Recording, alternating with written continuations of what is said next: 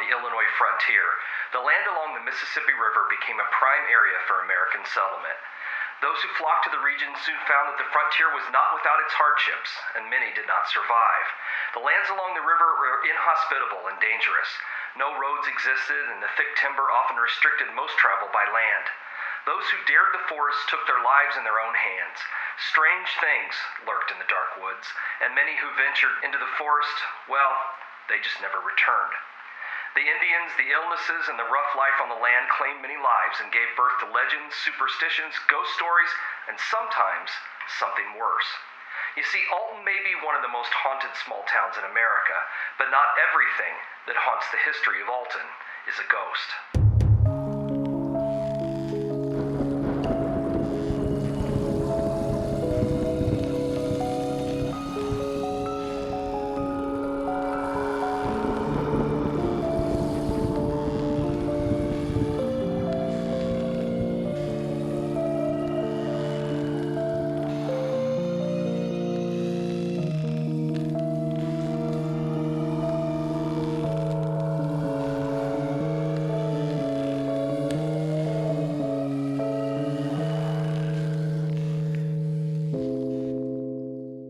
Welcome to the latest episode of American Hauntings, the podcast dedicated to the history, hauntings, legends, and lore of America's past.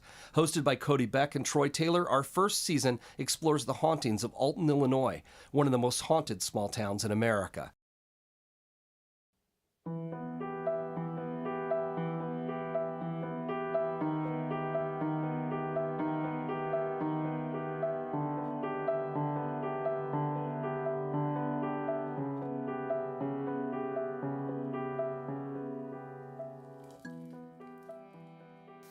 Strange things have been lurking near Alton long before the community gained its reputation for spooks, spirits, and things that go bump in the night. In the early days of the settlement, witches ran rampant, casting spells and bedeviling the local residents. One story told of a boy who was very sick with an illness that no doctor could cure. He remained in bed for more than a month, growing weaker with each passing day. One afternoon, a neighbor stopped by to see the family and told the boy's mother that he had been witched. There was nothing a doctor could do for him. He suggested that they look inside the pillow the boy had been sleeping on. When they did, they found the feathers inside of it had formed into the shape of a wreath, but the wreath was not yet complete. Because it had not made a full circle, the boy might still live. The wreath was removed from the pillow and placed on a chair, and the boy's mother beat the feather wreath until it was destroyed. The next day, an old lady who lived nearby was confined to her bed. She had been, the story said, badly beaten by an unknown assailant with a rope. The boy, on the other hand, was cured of his strange illness and made a full recovery. Another story told of an old woman who lived on a nearby farm. She was elderly, cantankerous, and kept a dozen cats or so naturally, neighbors assumed she was a witch. One summer, all of the cows in the neighborhood stopped giving milk. Suspicious of the old woman, a woman began spying on her and noticed that she kept several towels hanging on her back porch. The woman saw her walk outside one morning and start squeezing the towels until she had 4 large buckets of milk. Rumors claim the old woman sometimes took the shape of a black cat.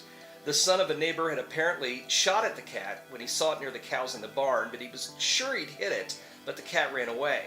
The next morning, the old lady's hands were said to have been crippled up. This is not the scariest encounter. A neighbor decided to wait for the black cat to return. He was prepared. He had melted down a silver dime and molded it into a bullet. He loaded it in his rifle and waited inside the barn night after night. Finally, the cat returned, and he shot it. The animal let out a scream and disappeared into the night.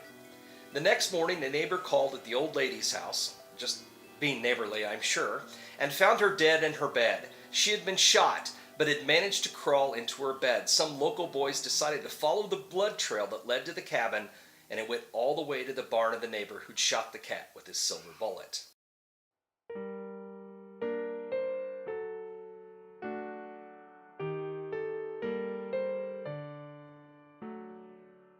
Another very unusual story of the area concerned a monster, or a ghost, or something, which roamed around a place called Holloway Hill.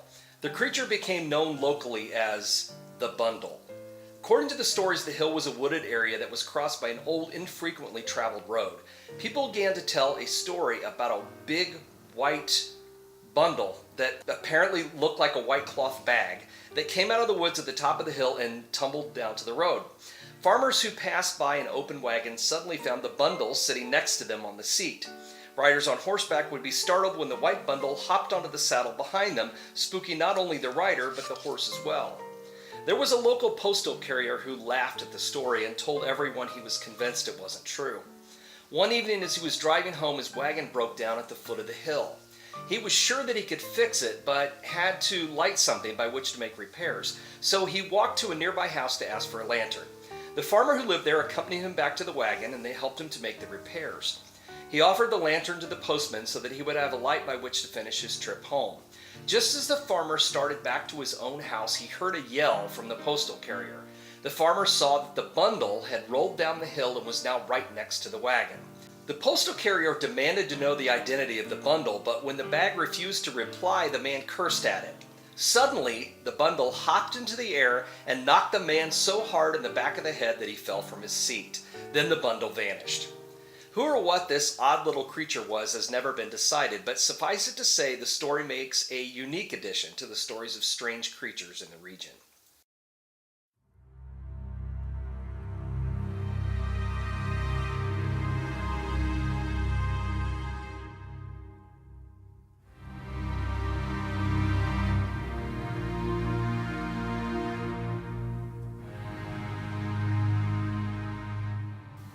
Witches, phantom cats, a mysterious spook in a bag, well, all part of the weirdness that's Alton. But what about one of America's most famous monsters? Yes, the Mississippi River bottoms near Alton is also alleged to be the home of Bigfoot. Since the early 1900s, there have been reports of strange man-like beasts that resemble a cross between man and ape. The stories of these creatures predate the coining of the name Bigfoot in the 1950s and have been around almost since the first settlers arrived in the area. Documented reports began around 1912, when a young woman and her brother spotted several huge hairy monsters in the woods near their home. In 1925, a man with a face like an ape and covered in brown hair was spotted just outside of Alton. In 1929, what looked like a huge gorilla was seen in the woods, and in 1941, a local minister who was hunting squirrels saw something that looked like a baboon in the brush with him. He fired a warning shot, and it disappeared in some underbrush. For nearly 2 decades, between the 1940s and 1960s, huge prints were frequently discovered in a swampy area along Indian Creek. The creature leaving the tracks was dubbed the Gooseville Bear. Its name came from the tiny community of Gooseville, which is about 3 miles east of Bethalto on Route 140 and not far from Alton. Many locals insisted that the tracks belonged to an actual bear, but others insisted they were too much like those of a man, just really, really large. Whoever or whatever made the prints, no one ever saw it. Eventually they just stopped, leaving the mystery of the Gooseville Bear unsolved and leaving a community on edge for about 20 years. In May 2004, another weird monster incident occurred on Maple Island, a wildlife preserve located just across the Mississippi River. The heavily wooded area is a popular spot for birdwatchers, fishermen, and outdoor enthusiasts, and in other words, the perfect place for Bigfoot to be hiding. A man and his nephew had gone over to the island to do some fishing. They were at a boat ramp early that morning, getting ready to put their boat into the water. It was still dark outside, so they were startled when a man walked up to them. He was looking for help. He said he'd been fishing nearby and that, quote, some crazy person was throwing rocks at him from the woods. He looked around but had only seen the man and his nephew nearby. The rocks, he claimed, had been thrown from some woods on the other side of a small creek about 100 feet away. Some of the rocks were so large that if they'd hit him, he could have been seriously hurt. Curious, the nephew got a powerful spotlight out of the truck and aimed it at the trees. He later swore that he saw a set of bluish-white eyes looking back at him. The eyes turned away and all 3 of the men heard someone, or something, running away through the trees. Whatever it was, he later said, it sure sounded big.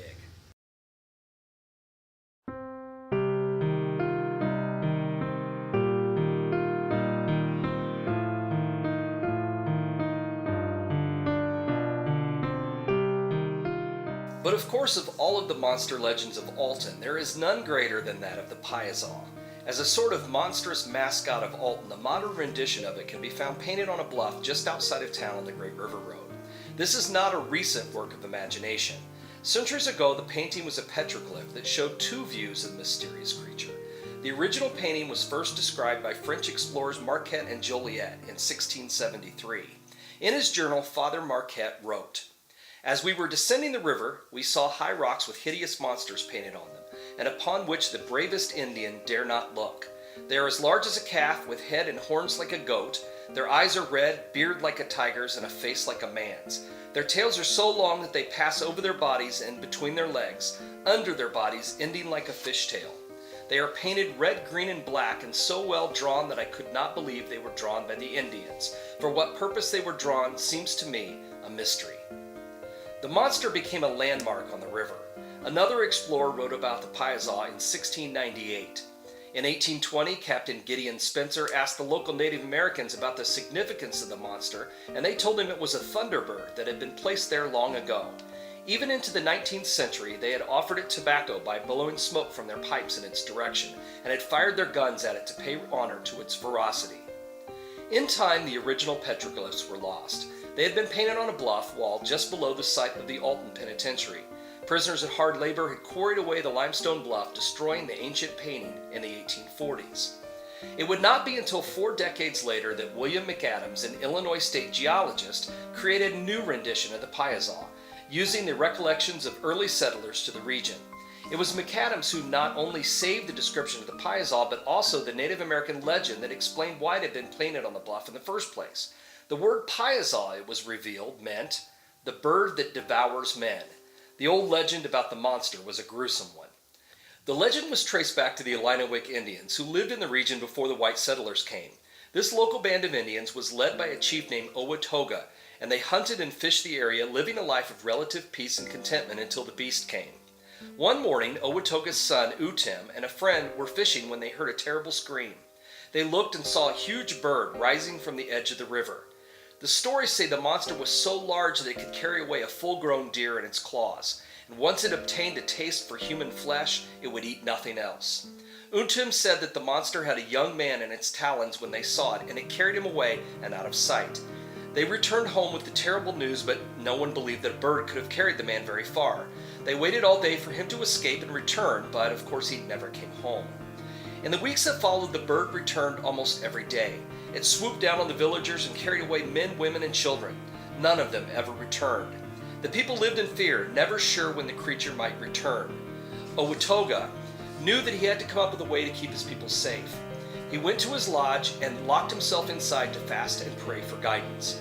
He returned the next morning with a plan that had been revealed to him in a vision.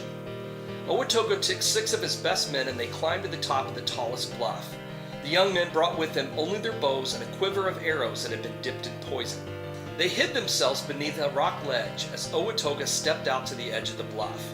He was a willing sacrifice to the monster. He folded his arms and he waited for the bird to appear. Just then, the sky darkened and the massive wings of the monster were heard. The beast flew toward Owatoga, but as soon as the claws tore into his shoulder, he threw himself down and flattened himself in the rocks. He held tight to the roots of a tree as the monster tried to lift him into the sky. The bird beat its wings furiously, but it could not pull him loose. Owatoga delayed the bird long enough for his men to attack. They rushed out of hiding and began firing their arrows into the monster's chest. As each of the arrows found its mark, the bird released Owatoga and went backwards over the bluff. It spiraled down out of sight and they crashed into the waters of the Mississippi River. The terrible Piazza was never seen again. Owatoga survived his wounds and he and his 6 warriors were hailed as heroes. As part of the celebration, a colorful tribute to the Piazza was created on the face of the bluff where it had been defeated. From that time on, any Indian who went up or down the river fired an arrow at the image of the Piazza bird in memory of their deliverance from the monster. When the white men settled the region, they heard tales of the Piazza bird and assumed that it was merely a Native American legend, a tall tale, an Indian myth to scare children at night. But what if it wasn't just a story? See, this is where things started to get really weird.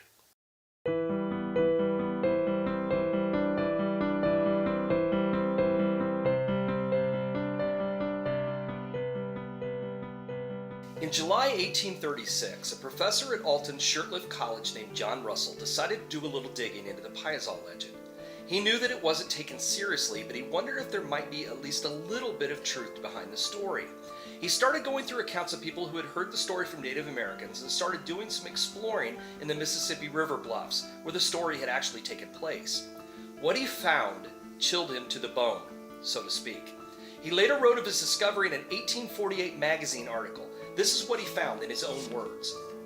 Near the close of March of the present year, I was induced to visit the bluffs below the mouth of the Illinois River, above that of the Piazza. My curiosity was principally directed to the examination of a cave, connected with the above tradition as one of those to which the bird had carried his human victims. Preceded by an intelligent guide who carried a spade, I set out on my excursion. The cave was extremely difficult of access, and at one point in our progress I stood at an elevation of 150 feet on the perpendicular face of the bluff, with barely room to sustain 1 foot. The unbroken wall towered above me, while below me was the river. After a long and perilous climb, we reached the cave, which was about 50 feet above the surface of the river. The roof of the cavern was vaulted, and the top was less than 20 feet high. The shape of the cavern was irregular, but so far as I could judge, the bottom would average 20 by 30 feet.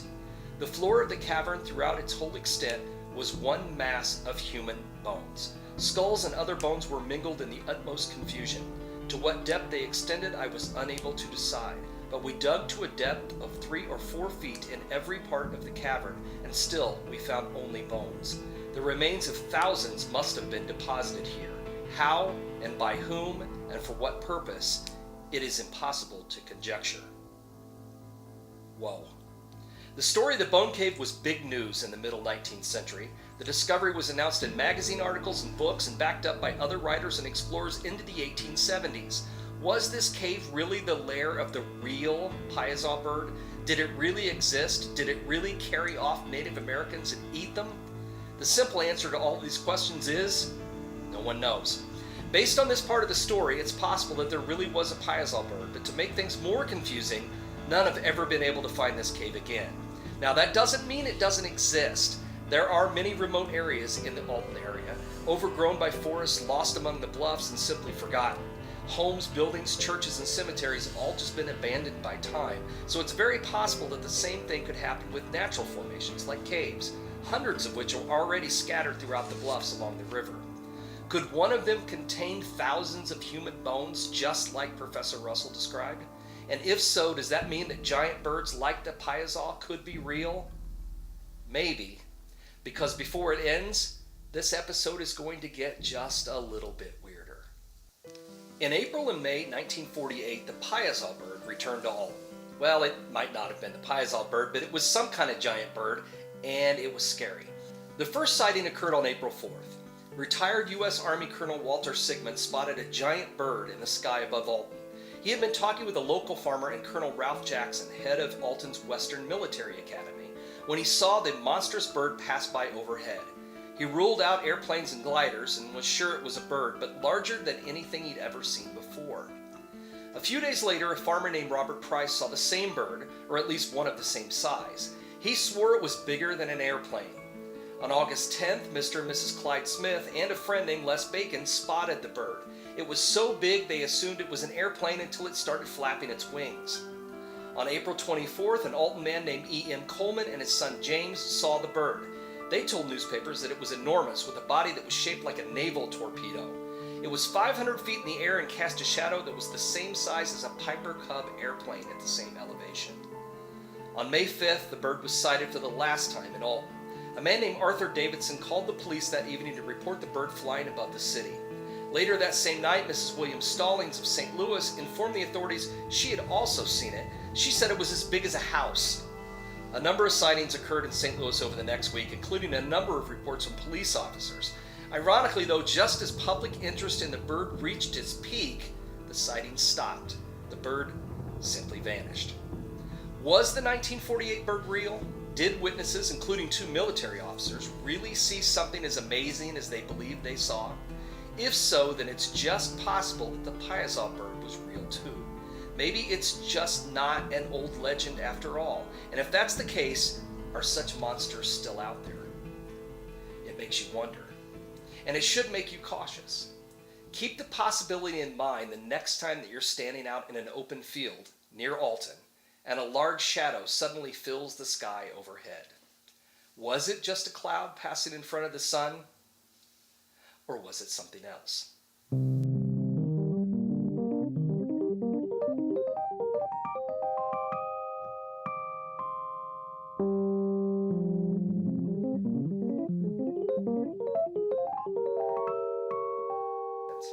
One story told of a boy. That's stupid. Vesting. Where the hell did I even get that? I think it's supposed to be casting. My favorite part when I go through these is all the outtakes. I put them onto a separate track so I can have a whole thing of him just being like, "What the fuck? What is this?" I gotta get a pen. Welcome to American Hauntings Podcast, where we discuss history, hauntings, legends, lore, and all things paranormal. You are listening to episode 8 of season 1, which delves into the hauntings of Alton, Illinois. I'm your co-host, Cody Beck, and with me, my co-host is author, historian, crime buff, and founder of American Hauntings, Troy Taylor. Hey, it's not just us. It's not. We have a full house today, so Yes. this is fun. So Cody's sister Cassidy is here, Lisa is here, Lux is here. So if you hear, I don't know, something playing on kids' YouTube in the background, that would be Lux. That's my sister. But It might be me. we are, or it could be Lisa. So yeah, we're running on a full house with a whole boatload of monsters. Yeah, I'm excited about this. I know you were.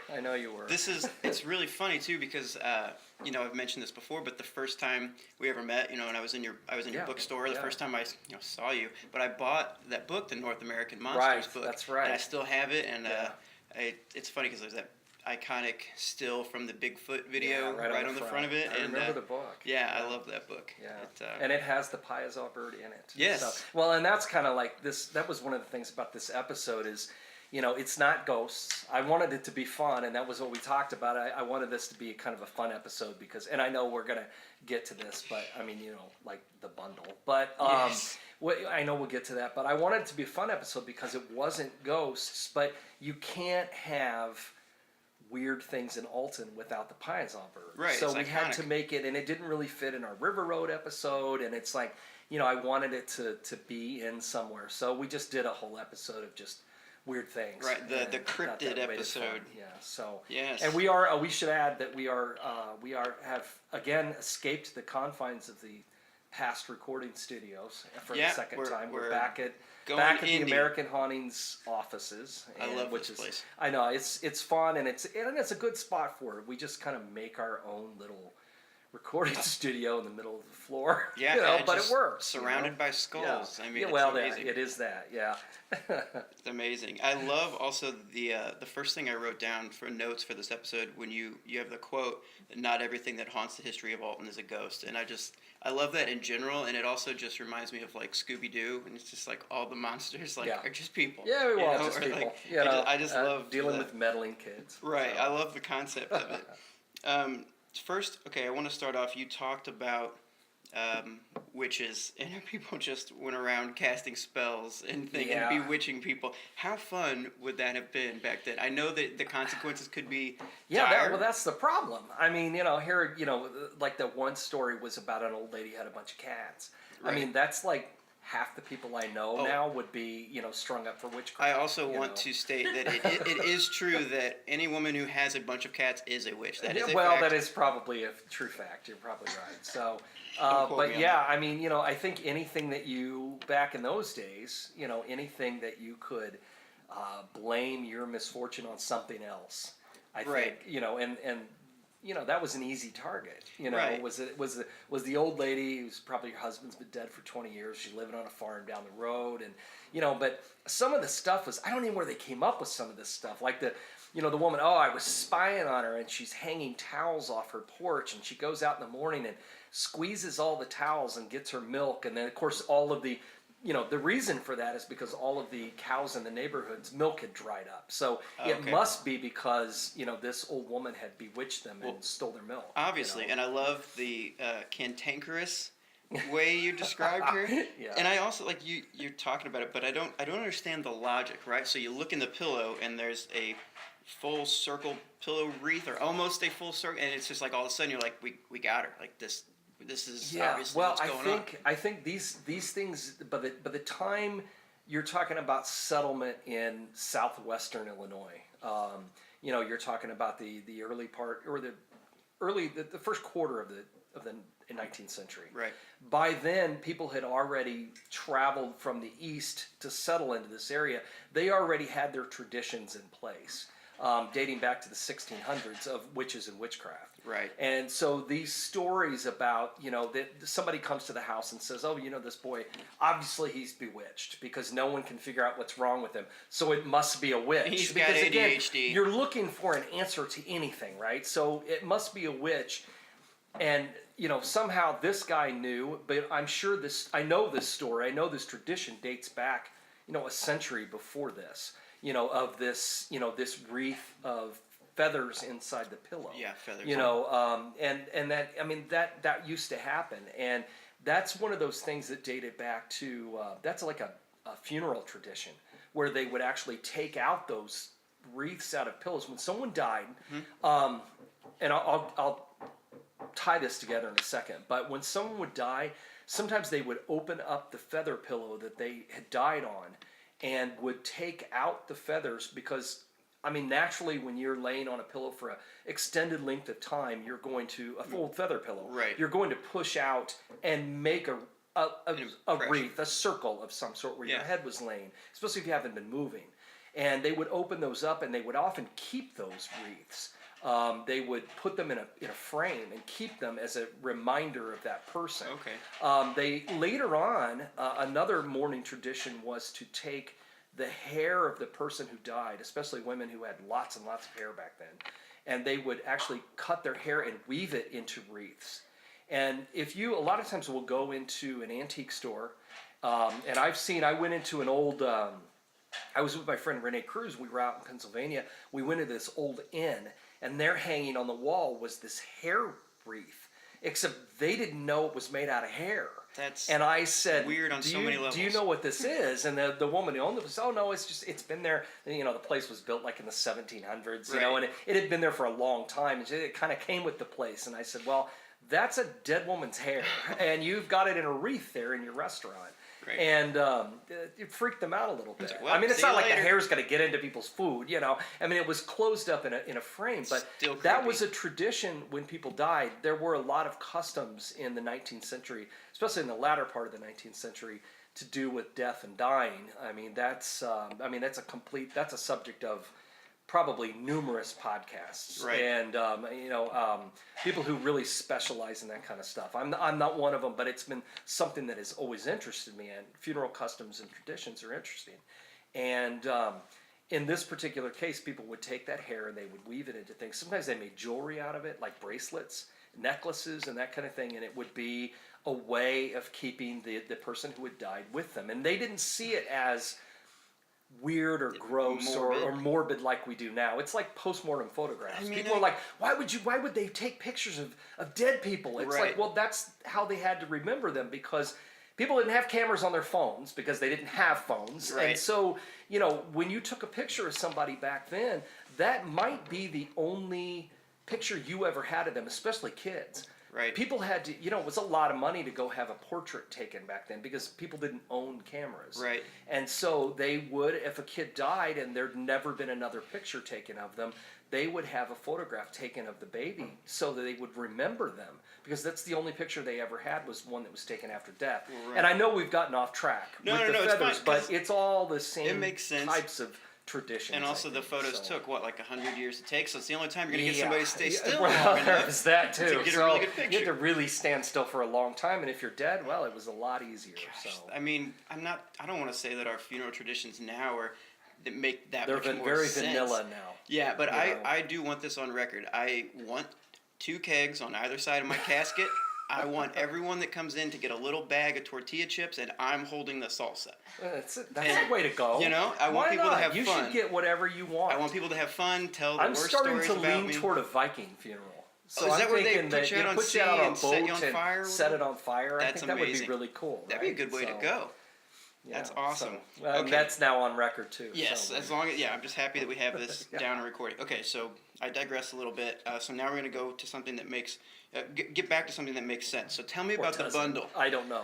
I don't know. I love that story about the bundle. and it's a little. It actually took place a little south of Alton, but it was around in the area, and it was one of those kind of settlers' traditions. But it's such a great story and it's so weird that I just wanted to include it because any chance I had to talk about this ghostly white laundry bag. That's all in my head. All I can see is a laundry bag, with the corners, like 4 corners of a bag. Yeah. And he has little feet on the bottom corners and little hands at the top corners. Cute, and it's kind of fun. Right. And it's like, why would anyone be scared of this white bag? I mean, I guess if you're just friends. I guess if you're just riding down, like you're in a wagon and you're going down this dark road at night, and all of a sudden a big white pillow comes running out of the woods. I mean, I just start to laugh. It's like a costume from Charlie Brown. I would like to hang out with this bag. I mean, I would just like to be his friend. Well, but I mean, to me, it sounds like it. And as I told you, we were recording it. It reminds me of Oogie Boogie from Nightmare Before Christmas. He's like a big bag, except he's full of bugs and stuff. So I don't want that. But just this fun little animated bag. I mean, why is that scary? Yeah, right. I don't know. It'd make for a great children's cartoon or something. Yeah, it would. I mean, I could see why the postman didn't believe in it. Yeah. I mean, I get it. Right. I totally get it. Why he wouldn't think that could possibly be real. But when I was reading the story, I was just thinking how it always comes back to hitchhiking and hitchhikers and people that just jump up into your car or your wagon. But see, I can understand why that would be scary. While I would love to meet a vanishing hitchhiker who would disappear out of my car, that would be awesome. I could see why it would be scary. Oh, absolutely. Because you pick somebody up, they get in your car with you. But you're right. That is the beginning of the traditions of the vanishing hitchhiker. Were people on horseback? I mean, those stories kind of really came to life during the era of America's fascination with cars. I mean, starting in the early 1920s when everybody had a car. Yeah. That's when those stories really started to come to life. But if you go back and really trace the beginnings of it, they do go back to horse and buggy days and riding on horseback. And they weren't always fun little bundles of laundry or whatever the bundle was. Right. They were these ghostly girls who showed up who needed a ride to the cemetery. And I think that much more terrifying than picking one up on the side of the road in your car would be riding your horse through the woods at night with no lights, there's no street lights, there's no headlights, you don't have the lights on the dash in your car, and suddenly there's a girl behind you in the saddle or next to you on the wagon seat. Right. That would be scary. That's cause for alarm. The laundry bag, again, not so much. Especially when you talk about it, and I just imagine it like barrel rolling down a hill and then jumping onto the wagon. That'd be fun. A girl asked me to take her to the cemetery. Maybe I'm weird, but I kind of like that. But I understand why I can see why it would be scary. Yeah, right, would absolutely. Not. Oh, jeez. Okay, so back to the stories. So Bigfoot. Here's my issue with this. So Bigfoot is, supposed to be sighted pretty much everywhere. I mean, all over the world. But different though. Well, but not, we're not talking about. And I think these Alton stories, or the Alton area stories, or the American Bottoms, really is what they refer to that area along the Mississippi. American Bottoms? Yeah, that's what that whole area is called. I did not heard that before. They talk about these river apes or swamp apes. Mm-hmm. It's not the same as Bigfoot, I guess. I mean, Don't get me wrong. I'm not an expert on this. I'm not. You're not. I find it interesting. Expert. No, I'm not. I find it interesting, but that as a whole, it's like UFOs. It's interesting, but that's a whole area. It's a really big rabbit hole that I have no interest in going down too far. No, that's fine. But I do find it interesting. But I think we're talking about with these types of Bigfoot.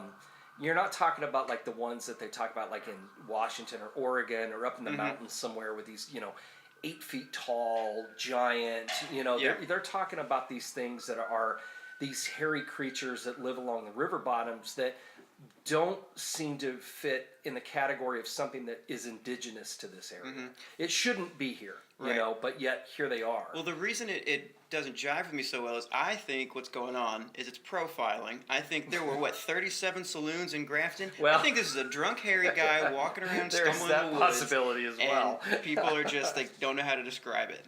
What's more probable? But the story that freaked me out, though. Yeah. I mean, yeah, and I know. And I agree with you.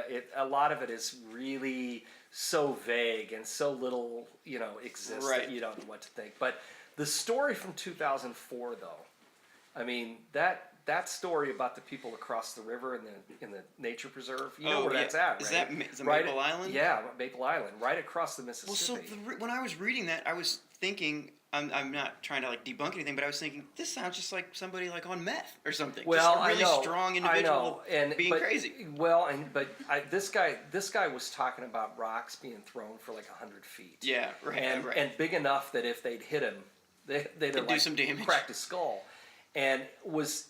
If it had been just one guy down there fishing at night, that's usually a recipe for a lot of bad things. Right. But if it had been just one guy, but then here's a couple. This guy and his nephew would come out here early in the morning. Who are a couple of I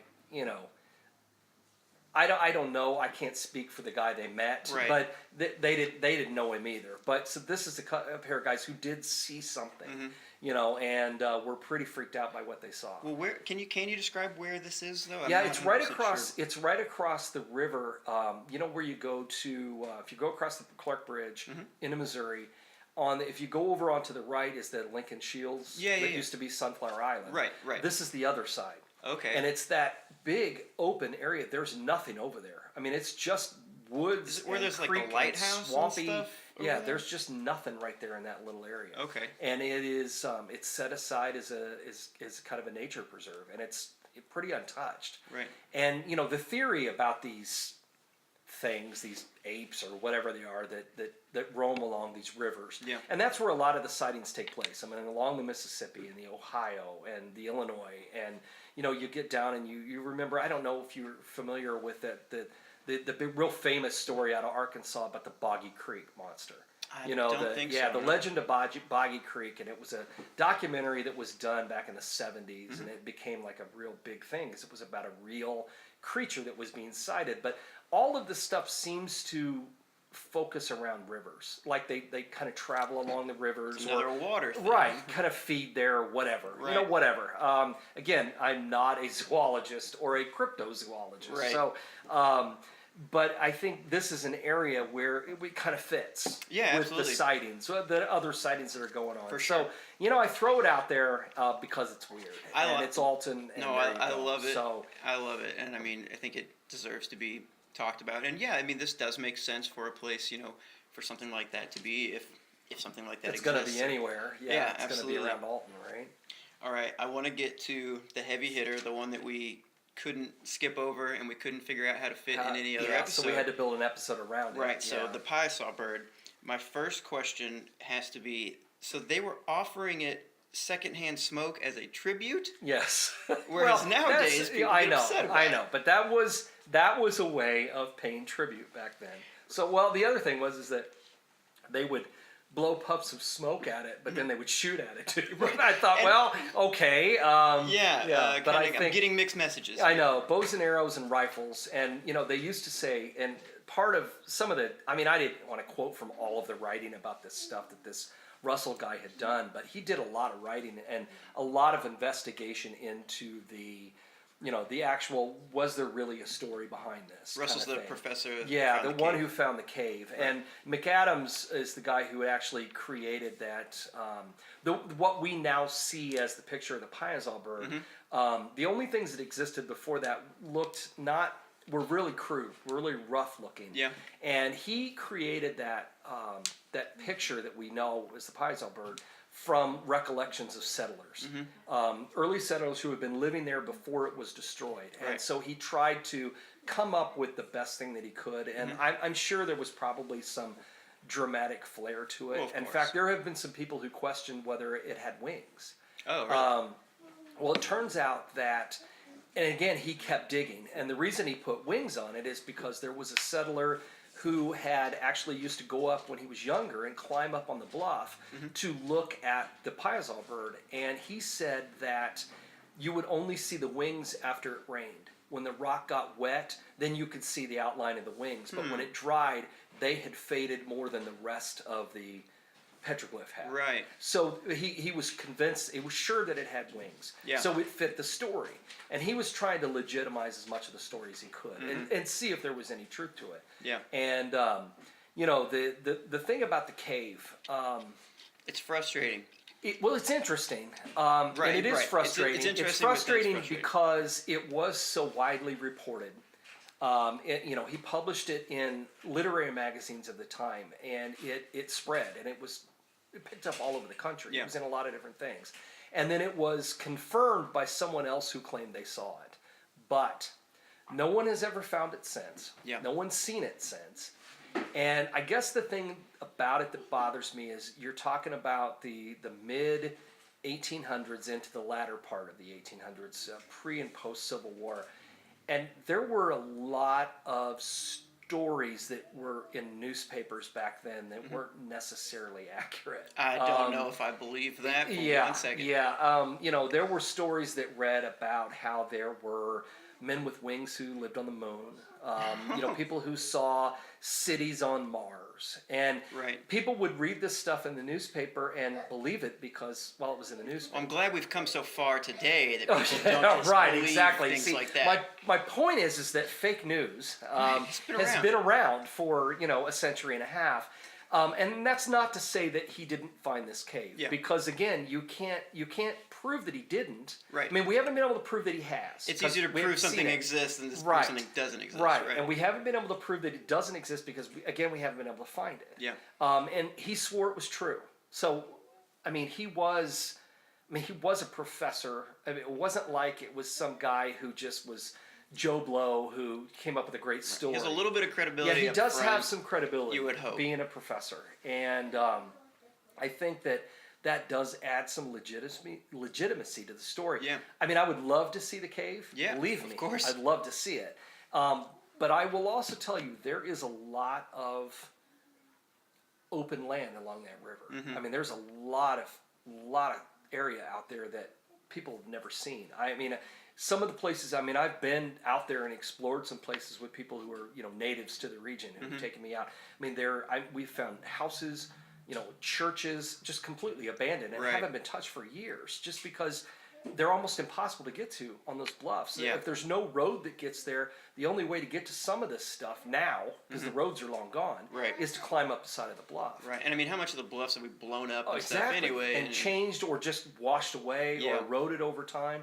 I think there's a lot of stuff out there that we don't or can't easily get to. We talked about some of the stuff in our Grafton episode, and we talked about Baby Hollow. It's somebody's private property now, but that's not a place you could just stroll up to now. But everybody used to go there at one time. Right. So is the cave there? I don't know. I really don't. I wish I could say one way or another. Yeah. But it does make you wonder about the story. Of course. If that cave is real, then that seems to point to the fact that maybe the Piazza story is real too. And you know what? I was thinking about it a lot. It reminds me, especially from the book, it reminds me a lot of, it's different legends and lore, but it reminds me of the Jersey Devil a lot. It is. It does. The way it's described. Yeah. And that I made that connection. I was kind of thinking about it, and that's a whole nother thing we could dive into. Right.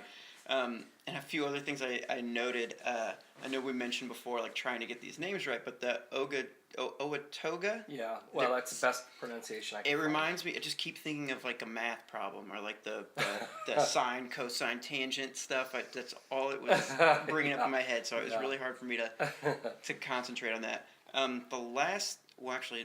There's two last things. One, the bird that devours men is just a badass. I know, right? I love that. Right, I know. I love that. And the last thing I was thinking, one of the people that was a witness, I guess, was Les Bacon. I know. Right then, I don't trust the guy. Who wants Les Bacon? I know, right? Yeah. Well, that stuff, and again, it's one of those things, and I don't know that we can really connect the 1948 stuff to the Piazza bird. Yeah. But it's weird. It's super weird. The giant bird thing is, and I've got friends who are are in this field. This is what they do. The monsters, the giant birds, and all this stuff. And Ken Gerhard is a guy, I've known him for a number of years, and he lives down in Texas. And he has been studying winged bird sightings and monsters for forever. And he really digs into this stuff. And he has always been fascinated with these 1948 sightings because there were so many people who were involved in that. And not just in Alton, but once it got over into St. Louis, and I didn't get into much detail on that, but there were a couple of police officers that chased this thing, through the city, these giant birds, and it's like, you don't know what to think of this because, could it have been? There's lots of cases where you see something and you think, oh, that thing is gigantic, and it's really not that big, but it seemed big at the time. Could it have been a big vulture? Sure, but are there birds big enough to really carry somebody away? Yeah, Okay, well, I would say no, other than if it wasn't for this, and I just gave you a note about it, and I said, ask me about this, because in the summer of 1977, was it 40 years ago this summer, there was a kid named Marlon Lowe in a town called Lawndale, Illinois, which is it's up near Bloomington. It's in the Bloomington area. And he was out playing in the yard with some friends, and his mother was inside the house, heard screams, ran to the door, looked out, and saw two gigantic birds over the backyard, one of which had picked up this kid, who I think was like 8 or 9 years old at the time, picked him up, and was trying to carry him away. Oh my God. Got him all the way the length of the backyard, several feet off the ground, rising, and the kid, squirmed himself loose from this bird and fell, and the birds took off. They called the police, and more people saw these birds. It wasn't just this family. In fact, over the next several weeks, all the way through Illinois, running from the Bloomington area all the way down to almost to southern Illinois, and then out of the state, people kept reporting seeing these gigantic birds, probably the same birds, all the way that summer through Illinois, flying, landing, taking off, but never carrying away any more kids. Right. But, while they didn't carry him away, the fact that it could carry him as far as it did, and then, there were several eyewitnesses to this. This isn't one of those things where somebody made this up and it was a UFO and did experiments on them. This was people saw this bird and then saw the birds right after the fact. So they were really there. The birds were actually there. Right. And there's no reason to disbelieve this story because from my understanding, it really kind of messed them up. Yeah, I bet. Because people who didn't believe it, who didn't see it, teased them, teased the family. Right. They used to leave dead birds on their porch and stuff. Just stuff like that. And one of the worst. But I really honestly think that something happened. That sets a new precedent, right? To know that a bird could, in fact, do it. Pick somebody up like that. It was big enough to do it. And bird, you ever see like a falcon or something up close, even like on a glove of somebody from a zoo or whatever, like. They're scary. Yeah, they have those talons, and imagine a giant one. Well, like you get into like these condors and stuff that have these 18-foot wingspans. Right. I've seen them in zoos, but I've never seen them come flying by my head. Yeah. But if I did, I don't think I'd be very happy about it. If I just looked outside and saw my kid being bird grabbed, I think it would take my brain a minute to process what's actually going on. Yeah, what's happening here? Yeah, That's I agree. So crazy. I agree with you because one of my favorite weird things, and I can't even say this fits into like the zoology or cryptozoology thing because it's so bizarre. So this is bizarre. This is even more bizarre. Okay, all right, I'm ready for it. There have been stories for years about the legendary Thunderbird photograph. Okay. I've written about it I don't know how many times. People have sent me 100 different pictures that are, that they found online somewhere that are Photoshop pictures of cowboys and soldiers standing over this giant dead bird. Yeah. But there was an article that ran in the Tombstone Epitaph in the 1880s about these cowboys who shot down this giant bird outside of Tombstone, Arizona. and had brought it in, and they put it up next to a barn, and they measured it and how big this thing was. Yeah. And it really did run in the paper. It's a real article. But somehow, somewhere along the line, someone remembered seeing a photograph of this giant bird. Mm-hmm. And it became one of those things where it became a quest. Because there were people that were like famous cryptozoologists who supposedly showed a picture, this photograph on a television show in the 1970s and all these things. But no one has ever been able to find this photograph. So it's become like this anomaly of its own. Mm-hmm. I mean, as if the giant Thunderbird isn't bad enough, right?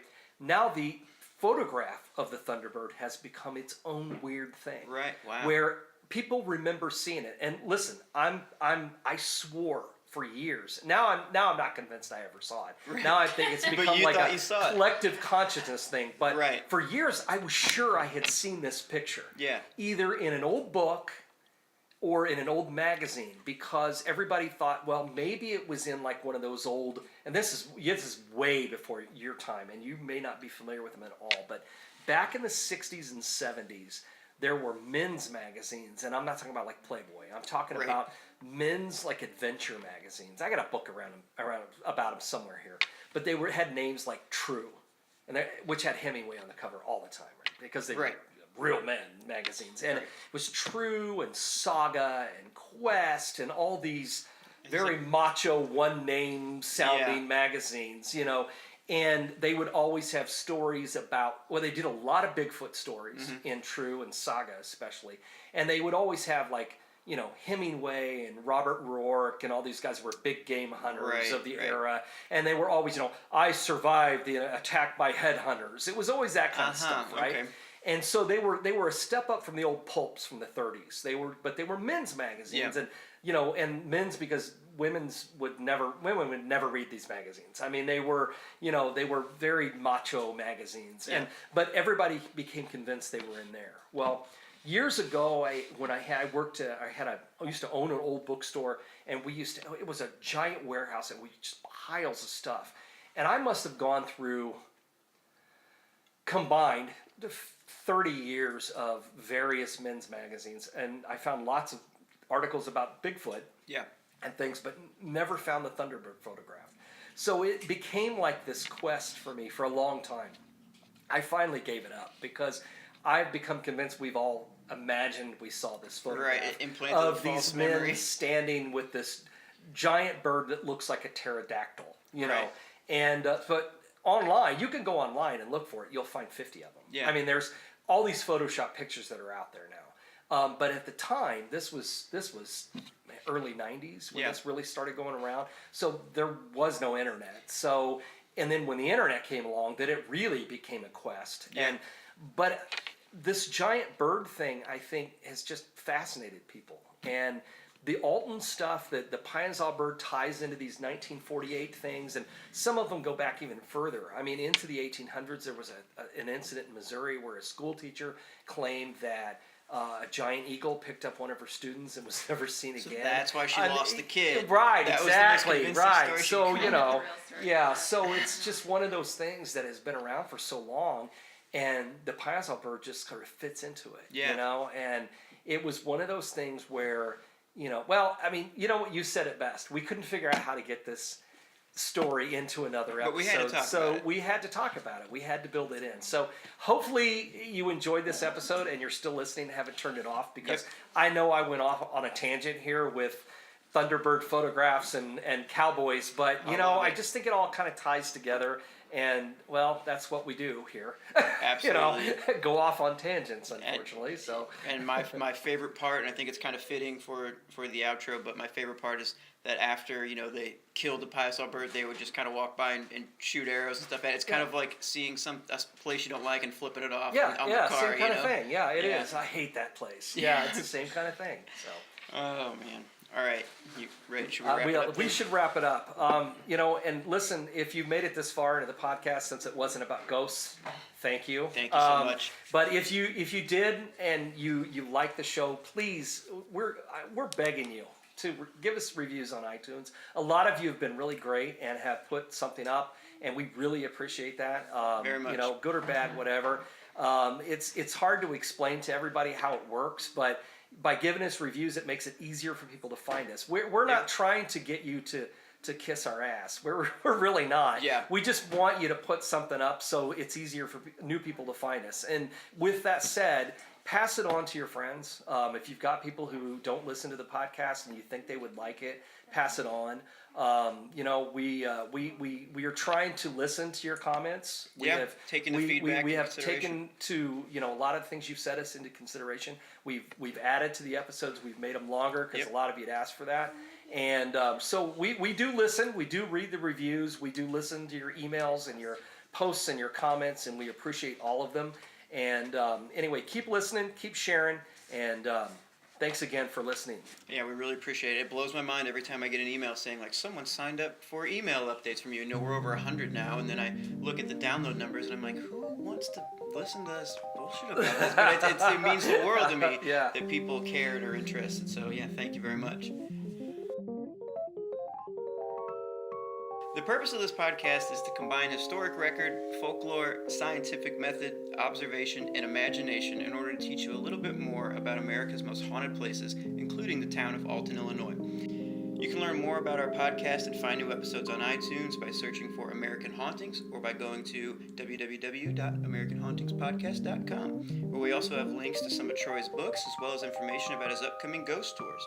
As for your host, you can find me on Twitter and Instagram at Cody Beck STL or at codybeck.com. You can find Troy on Twitter at TroyTaylor13 and on Facebook by searching for the Troy Taylor author page or by going to facebook.com/authortt. You can also check him out at AmericanHauntings.net. This episode of the podcast was written by Troy Taylor and it was produced and edited by me, Cody Beck. Some of the music in this episode was written and recorded by Charlie Brockus at Lighthouse Sounds in Alton, Illinois. Find them at lighthousesounds.com.